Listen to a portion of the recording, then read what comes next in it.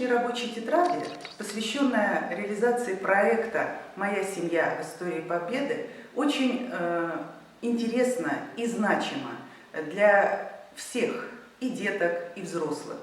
Именно в этой тетради каждый ребенок, начиная с дошкольного возраста и кончая студенческой скамьей, сможет проследить историю своей семьи, ее участие в победе в Великую Отечественную войну.